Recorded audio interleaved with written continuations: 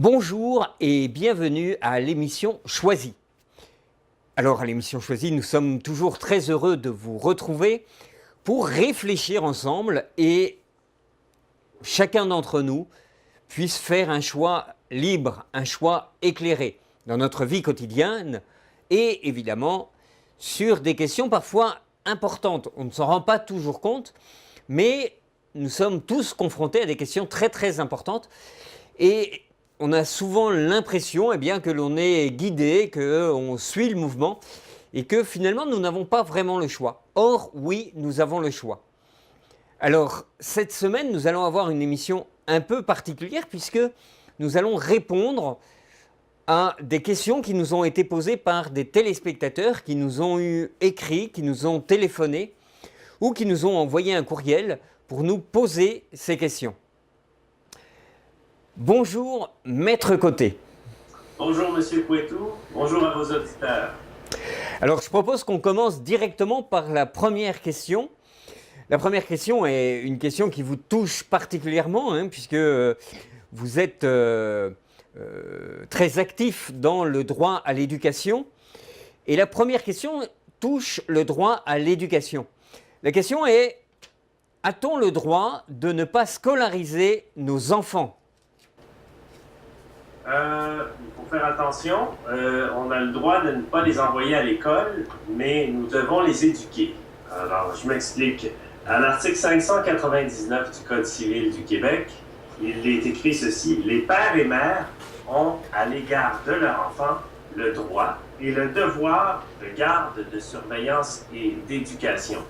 Donc, on voit à la base, là, le parent doit éduquer l'enfant. Mais l'éducation, ce n'est pas que l'école. Mais dans votre question, vous demandez est-ce qu'on doit l'envoyer à l'école? Et la réponse ici au Québec est pas nécessairement oui, parce qu'on peut éduquer un enfant en dehors de l'école. En fait, il y a trois façons de scolariser un enfant au Québec. La première, la plus répandue, c'est l'école publique. En vertu, elle est régie par la loi sur l'instruction publique. La deuxième façon, c'est l'école privée, parce que l'article 42 de la Charte québécoise dit ceci: les parents ont le droit de choisir pour leurs enfants des établissements d'enseignement privés. Donc, c'est un droit que nous avons d'envoyer les enfants à l'école privée si nous en avons les moyens, et ce droit est protégé par la Charte québécoise. Cependant, il existe une troisième façon de scolariser un enfant qui est beaucoup moins connue. C'est ce qu'on appelle l'école maison.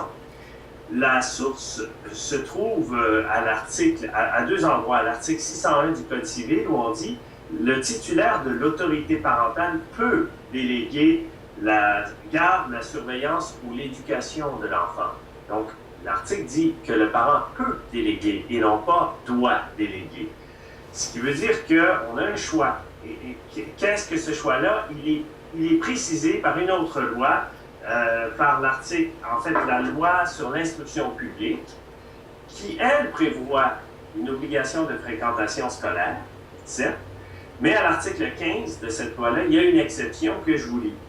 On dit « est dispensé de l'obligation de fréquenter une école l'enfant qui », et là, il y a un certain nombre d'exceptions, et la quatrième exception se lit comme suit: « l'enfant qui reçoit à la maison un enseignement et il vit une expérience éducative qui, d'après une évaluation faite par la commission scolaire, ou à sa demande, sont équivalents à ce qui est dispensé ou vécu à l'école. » Donc, il y a possibilité de faire l'école à la maison, mais il y a quand même une certaine interaction avec la commission scolaire qui, à ce moment-là, peut fournir des outils et évaluer l'enfant, disons une fois par année, pour s'assurer que l'enfant reçoit les mêmes enseignements que les autres enfants qui, eux, fréquentent l'école.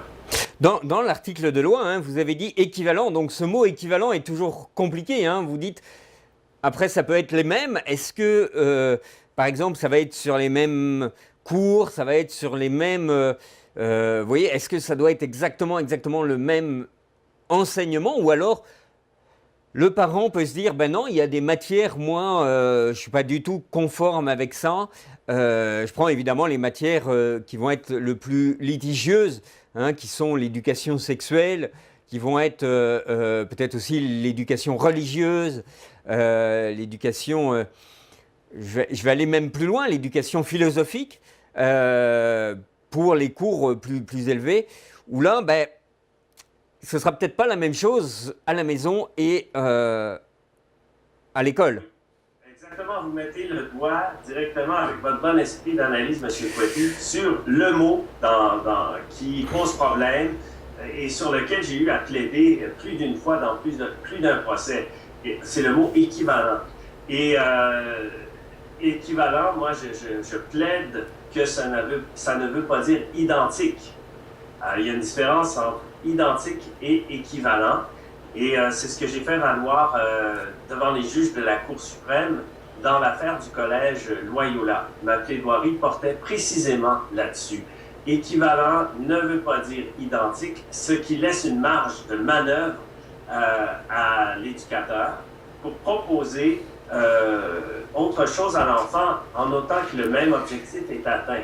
Alors, dans le cadre du cours d'éthique et culture religieuse, où ça touchait des questions philosophiques et religieuses, nous avons fait valoir à la Cour suprême qu'on pouvait présenter l'ensemble des religions, les diverses religions du monde aux enfants, mais sans pour autant le faire de façon nécessairement neutre, sans renoncer au fait que nous sommes, dans ce cas-là, chrétiens, parce que le collège Loyola est un collège confessionnel qui appartient aux Jésuites à Montréal. Et le collège réclamait de pouvoir présenter, certes, toutes les religions, comme c'est là l'objectif du cours d'éthique et culture religieuse, mais de pouvoir dire aussi, à la fin, surtout pour le volet éthique, de dire, ben voici, nous comme chrétiens, voici comment nous nous situons par rapport à tel ou tel problème, par rapport à l'euthanasie, par exemple, par rapport à l'avortement. On présente la position des autres religions, mais à la fin, le collège revendiquait la possibilité de dire, ben voici l'éclairage éthique fourni par notre religion sur ces questions-là, alors que le gouvernement du Québec exigeait que ça soit présenté de façon neutre. Et le gouvernement du Québec disait, si c'est pas présenté de façon neutre, ce n'est pas équivalent. Et le collège a réussi à faire reconnaître par la Cour suprême que, il y avait moyen d'atteindre les objectifs du cours fixés par le gouvernement sans pour autant être parfaitement identique et tout en conservant au collège sa spécificité de collège confessionnel catholique. D'autant que la neutralité est toujours difficile, surtout sur une matière comme ça. Même pour prendre un exemple, hein, en cours de français, qui n'est pourtant pas un cours, j'allais dire, qui va donner beaucoup d'orientation comme un cours religieux, d'éthique et culture religieuse, eh bien en français, un professeur va accentuer peut-être plus sur la poésie, plus sur la rédaction ou tel auteur, parce qu'il aimera davantage cet auteur. Donc, on ne va jamais avoir un enseignement neutre. L'enseignement neutre va toujours, ou plutôt le professeur va toujours justement orienter vers ses préférences, ce qui n'est pas une mauvaise chose. Non, c'est ce que les professeurs d'ailleurs réclament, c'est ce que les syndicats de professeurs réclament également, plus d'autonomie pour le professeur. Et je pense qu'effectivement, c'est une bonne chose. Et quand le parent est le professeur parce qu'il fait l'école à la maison, ben justement, le parent veut bénéficier, entre autres, de cette zone d'autonomie dont vous parlez. Et en français, par exemple, le choix des œuvres à lire n'est pas... enfin, c'est pas neutre, justement. Et de plus en plus, on assiste à une volonté du ministère de l'Éducation, de certains fonctionnaires à tout le moins, de vouloir imposer un agenda idéologique. Je vous donne un exemple. J'avais une fille, moi, qui fréquentait pourtant un collège privé dans la région de Montréal. Et dans le cours d'anglais, ils étudiaient le livre The Lord of the Flies, en français, enfin, la traduction c'est Sa Majesté des Mouches, ce qui est un classique de la littérature anglaise du 20e siècle. Et ils l'ont retiré du programme, puis l'année suivante, ils ont mis à la place le livre Pedro and Me, qui était un genre de bande dessinée sur deux hommes homosexuels dans la région de San Francisco qui adoptaient un enfant. Alors, j'ai fait part au directeur de l'école que j'étais un peu, perplexe quant au fait qu'on retirait du programme une œuvre qui est quand même une œuvre importante de la littérature anglaise du 20e siècle. Connue et reconnue, vraiment connue et reconnue. Hein. Oui, par quelque chose qui, au fond, fait la promotion de ce que j'appelle le politiquement correct. Et là, avec une œuvre qui, sur le plan littéraire, est de moindre valeur. Écoutez, c'était comme une bande dessinée, là. C'est pas comparable à une œuvre de littérature. Alors, je trouve que, des fois, les cours de langue même servent de prétexte pour faire la promotion du politiquement correct. Et c'est pour ça que des parents disent on en a assez et on préfère finalement enseigner à lire à notre enfant avec les livres qu'on va choisir. Et là, ben, c'est la question de l'équivalence. Est-ce qu'on doit utiliser exactement les mêmes outils qu'à l'école, les mêmes livres, ou bien si, au contraire, on peut choisir autre chose, d'autres outils, pourvu que les objectifs soient atteints. Et c'est là que j'ai eu à plaider, que j'aurai sans doute à le faire à nouveau plus tard, la différence entre équivalent et identique. Et moi, ce que je prétends, c'est que équivalent nous laisse une marge de manœuvre pour choisir d'autres outils, en notant que l'enfant, les objectifs à atteindre sont... les objectifs qui ont été fixés par le gouvernement sont atteints. Dans ce cas-ci, c'est que l'enfant sache lire. L'avantage de la langue française, c'est qu'effectivement, on a des mots différents pour signifier des choses différentes et que le mot équivalent ne signifie pas identique. Exact. Et notre métier d'avocat, c'est des fois, un procès peut se régler, se plaider, dis-je, sur un mot, la signification à accorder à un mot. Alors, c'en est là un bel exemple. Alors, on va peut-être résumer un peu pour répondre à la question qui nous était posée. Oui, il faut scolariser son enfant, mais nous avons 3 options. Exact. L'école publique, l'école privée ou l'école maison. Parfait. Alors, j'espère qu'on aura bien répondu. En tous les cas, on a tenté de répondre assez précisément à cette question. On avait une autre question qui est sur la santé. Elle est, est-ce que nous devons vacciner nos enfants? Est-ce que la vaccination est obligatoire? C'est un vaste sujet, un sujet très, très intéressant. Et dans le cadre de notre émission Choisie, souvent, vos auditeurs qui sont parents de jeunes enfants ou même d'adolescents sont confrontés à cette situation-là et doivent choisir. Et on est un peu pris de court, on est mis devant le fait, on reçoit une feuille de l'école pour nous dire ben, tel jour, notre enfant sera vacciné pour telle ou telle chose. Et on reçoit ça un peu comme une brique dans le front et on se pose la question alors qu'on s'y attend pas. Et je pense donc que ça vaudra la peine que nous consacrions une émission complète sur ça. La vaccination choisie. Est-ce que tu choisis de faire vacciner ton enfant ou pas? Est-ce que tu lui donnes tous les vaccins ou pas? C'est un débat, je pense, il faut qu'on prépare bien cette émission-là pour le bénéfice de vos auditeurs, M. Poitou, parce que ce débat-là n'est pas limité au Québec. On le voit, par exemple, aux États-Unis. Présentement, il y a la campagne présidentielle aux États-Unis pour des primaires, et j'ai entendu certains candidats soulever cette question-là dans le cadre de l'élection présidentielle américaine.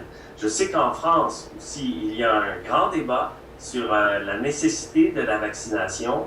Pour revenir aux États-Unis, on impose la vaccination à certaines infirmières en milieu hospitalier et on leur dit si vous n'êtes pas vacciné, vous risquez de perdre votre emploi.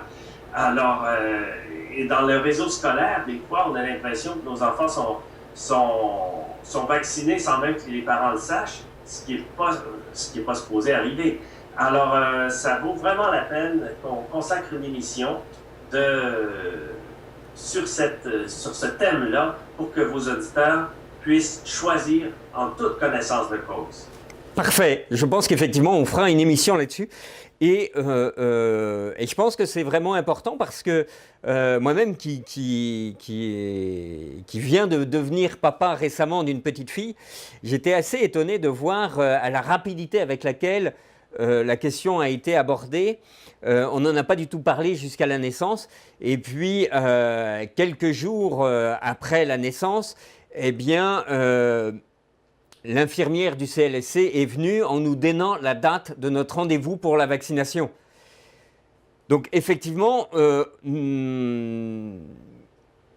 n'a fait aucune démarche et on a déjà un rendez-vous qui est programmé 2 mois exacts après la naissance, notamment pour l'hépatite B, des choses auxquelles, a priori, on ne sait pas si on souhaite faire cet acte médical. Oui, effectivement, et je pense, pour revenir à la politique américaine, du côté du Parti républicain, le débat s'est soulevé parce qu'un des candidats, Donald Trump, pour ne pas le nommer, a justement soulevé la question des vaccins qui étaient peut-être trop nombreux, la quantité, et il y a un autre candidat à l'investiture républicaine qui est médecin, c'est le docteur Ben Carson. Alors, lui, évidemment, de par sa formation, est plus à l'aise avec ces questions-là.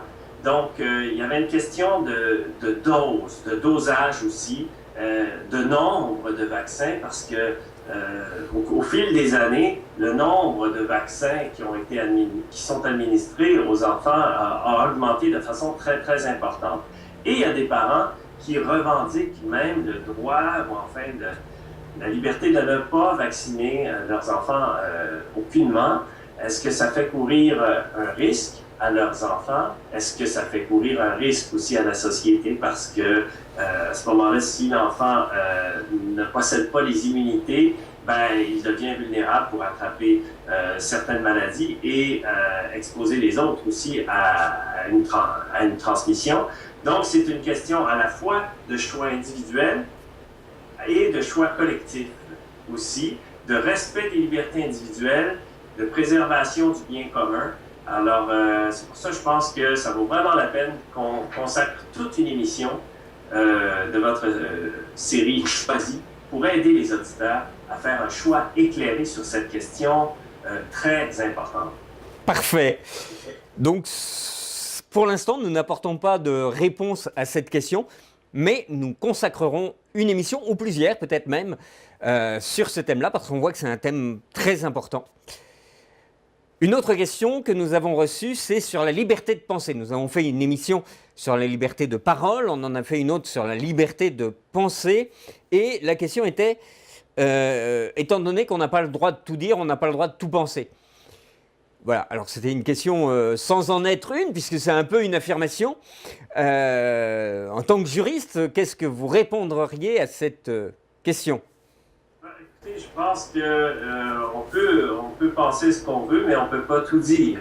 Donc, la liberté de penser est plus large que la liberté d'expression. Par exemple, on ne peut pas avoir un discours haineux pour prendre un exemple très précis, on ne peut pas avoir des propos négationnistes. Le négationnisme, c'est de nier, par exemple, qu'il y a eu un holocauste pendant la Deuxième Guerre mondiale. Alors, par exemple, sur ce thème-là, je vous dirais qu'on peut peut-être le penser, mais ça devient périlleux de l'exprimer. Alors, ceux qui veulent le penser, je pense, ont intérêt à faire preuve de discrétion. Soit dit en passant, je ne me prononce pas là, sur ce sujet. Je ne veux pas justement me ramasser dans cette polémique. Je sors ça à titre d'exemple uniquement pour situer la frontière entre la liberté de penser, d'une part, et la liberté d'expression, qui, elle, vous savez, par exemple, si on est sexiste, il faut faire attention. Je me rappelle d'une anecdote tout à fait malheureuse et je demande d'ailleurs aux auditeurs de pardonner à l'avance le caractère choquant des propos. Mais un juge avait dit, il y a de cela, heureusement, plusieurs années, il y a au moins 20 ou 30 ans, et je cite, j'ouvre les guillemets, c'est assez horrible ce qu'il avait dit, c'était, vous savez, les lois, c'est comme les femmes, c'est fait pour être violées. Je ferme les guillemets. Ah, c'est horrible de dire une chose comme celle-là. D'autant plus de la part d'un juge. Oui, écoutez, ça démontre un manque de respect des lois et des femmes. Comment, alors évidemment, il avait été rabroué et sanctionné. On ne dit pas des choses comme ça. Alors, et puis même les pensées, je pense que ça démontre qu'on est une pensée qui est peut-être très certainement arriérée sur des sujets comme ceux-là. Donc, on ne peut pas tout dire. On ne peut plus tout dire. À l'inverse, on ne veut pas non plus sombrer dans le politiquement correct, où là, on ne peut plus rien dire sur quoi que ce soit, puis on se ramasse avec une langue de bois, puis un langage totalement aseptisé, puis on ne peut plus avoir, dans une société, ces débats d'idées qui sont nécessaires à la vie démocratique d'une société. Donc, il faut trouver, je pense, une juste mesure, parce que pour qu'on puisse faire progresser la société, ça prend un débat contradictoire, ça prend des gens qui disent blanc, d'autres qui disent noir, et c'est pour ça que la liberté d'expression est protégée constitutionnellement. Et ça peut être tentant d'ailleurs quand on est d'un certain point de vue sur un sujet qui nous tient à cœur, de dire « Ah, l'autre n'a pas le droit d'exprimer un point de vue opposé au mien. » Par exemple, sur la question de l'avortement ou les pro-vie et les pro-choix, souvent, ces deux camps-là ont tendance à vouloir museler l'autre, à vouloir réduire l'autre au silence. Écoutez, c'est une question très controversée et je pense que, minimalement, il faut permettre aux deux camps de s'exprimer et d'exposer leurs arguments au public sur une question délicate, sur une question, sensible, mais il faut que le débat ait lieu, il faut que la liberté d'expression soit protégée sur des sujets délicats comme ceux-là. Alors on voit, hein, ça, comme vous le dites très justement, ça n'empêche pas la réflexion et même par rapport à des sujets, peut-être vous évoquiez le négationnisme, eh bien il y a des professeurs d'histoire israéliens notamment qui écrivent des livres pour contester les chiffres, pour contester la Shoah en tant que mouvement prémédité, etc. Et ils ont le droit de le faire parce qu'ils s'appuient sur des chiffres historiques, ils sont capables d'avancer des arguments qui font qu'effectivement, leur contestation ne porte pas sur une globalité, mais bien souvent sur tel ou tel aspect que justement le bien-pensé fait qu'on ne va pas au fond des choses. Eux disent non, non, il faut aller vraiment au cœur des questions et approfondir. Il faut aussi distinguer la recherche scientifique, et là, ce que vous évoquez là, c'est par exemple des professeurs de sciences sociales ou d'histoire qui font des recherches et qui présentent le fruit de leurs études, ça c'est une chose, et des fois, à l'opposé, on a des gens qui expriment des points de vue comme ça sans se documenter. Ce sont des expressions des opinions qui reposent sur l'émotion et non pas sur une analyse scientifique des faits. Alors là, il faut faire attention. C'est sûr que le débat scientifique sur des questions, parfois controversées, peut avoir lieu entre spécialistes, dans des colloques, tout ça. Mais pour ce qui est de permettre à monsieur et madame tout le monde de s'exprimer comme ça librement sur des sujets qu'ils ne connaissent pas et qui sont lourds de conséquences, là-dessus, il faut justement faire preuve de réserve. Alors, pour répondre à la question, on pourrait dire que on peut penser ce qu'on veut, mais effectivement, on n'a pas le droit de dire tout ce qu'on veut. Et en priorité, c'est peut-être de se former mieux sur tel ou tel aspect. Oui, et quand on parle d'exprimer, ça ne veut pas dire juste par la parole. Je mets en garde aussi vos auditeurs pour les médias sociaux, comme nous en avions déjà parlé. C'est-à-dire qu'on ne peut pas écrire toutes sortes d'opinions, appuyer sur le bouton « Send », et puis voilà, c'est diffusé. On appelle ça « publier sur le web ». Puis une fois qu'on a envoyé ces pensées-là ou ces réflexions-là sur support électronique, c'est difficile de faire marche arrière. Alors, moi, quand j'écris des courriels, je fais toujours attention. il faut, toute vérité n'est pas bonne à dire, ou enfin, il faut aussi, avant de diffuser quoi que ce soit, par écrit ou verbalement, peut-être se demander, tourner sa langue 7 fois dans sa bouche avant de parler, ou tourner peut-être son index 7 fois autour de sa souris avant d'appuyer sur le bouton Send. Parfait. On va... Vous vouliez parler d'argent. Exactement, on va aborder donc la dernière question qui est effectivement l'argent. La question était tournée de la manière suivante. Nous sommes tous obligés de payer des factures pour s'alimenter, pour payer la maison, la voiture, etc. L'électricité, eh bien, nous ne sommes pas libres, nous sommes condamnés à l'argent. En gros, c'était ça la question. Oui, et peut-être que c'est sur le point de changer. Écoutez, c'est que je voyais que là, nous sommes au début du mois de février 2016 et le gouvernement du Québec a procédé à un remaniement. Le premier ministre Couillard a nommé M. François Blais, ministre de l'Emploi et de la Sécurité sociale. Et un des mandats du nouveau ministre, c'est de se pencher sur la notion de revenu minimum garanti. Qu'est-ce que c'est que ça? C'est qu'à chaque mois, tous les citoyens du Québec, les riches comme les pauvres, recevraient un montant, disons 800 ou 1000 $. En fait, ça sera au ministre de préciser le montant. Puis tout le monde recevrait ça automatiquement dans son compte en banque. Alors, en contrepartie, tous les programmes d'aide, les crédits d'impôt, les allocations, l'aide financière aux études, l'aide sociale, le régime d'assurance parentale, puis tout ça serait éliminé. Et on éliminerait du coup aussi, probablement, tous les fonctionnaires qui administrent ces différents programmes-là. Donc, et ce qui est curieux, c'est que aussi bien les gens à droite, il y a des gens à droite, des gens conservateurs sur le plan économique, et des gens à gauche, des gens plus socialistes, qui proposent la mise en place de cette mesure-là, pour des raisons évidemment tout à fait différentes, mais c'est assez saisissant de voir que des gens qui politiquement se situent à des extrémités tout à fait opposées de l'échiquier politique, en arrivent à considérer l'un et l'autre que cette mesure-là pourrait être bénéfique. Alors, je pense qu'on s'apprête à vivre un débat ici au Québec sur cette notion-là du revenu minimum garanti.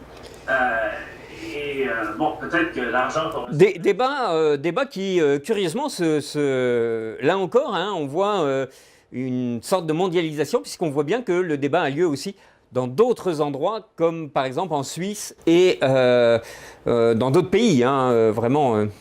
Oui, la Finlande notamment. Donc, on aura tout intérêt justement à aller voir comment ça s'est passé dans ces pays-là pour anticiper ce qui pourrait arriver ici au Québec si on décidait de s'acheminer dans cette avenue-là. Mais pour vous dire à quel point c'est curieux, c'est parce que je me souviens d'avoir entendu le Parti Québec solidaire, qui est donc assez à gauche, même très à gauche sur le plan économique, proposer une telle mesure.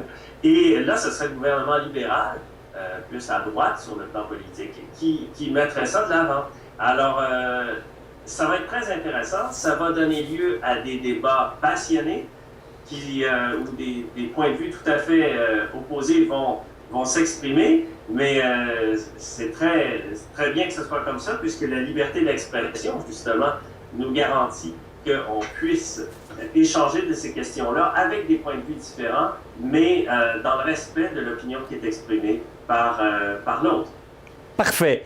Merci beaucoup. Parfait. Alors, à la semaine prochaine, et ça nous fera plaisir d'aborder tous ces thèmes et bien d'autres avec vos auditeurs. À bientôt. Merci, à bientôt. À bientôt et à la semaine prochaine. Au revoir. Je me suis aperçu qu'on avait légèrement dépassé. C'est ça, c'est pour ça que je vous ai bousculé avec l'argent pour le quatrième thème. Oui. Parce que je voyais que ça allait arriver un peu serré. Au total, j'ai 29 minutes, moi. Moi aussi, donc là je me dis...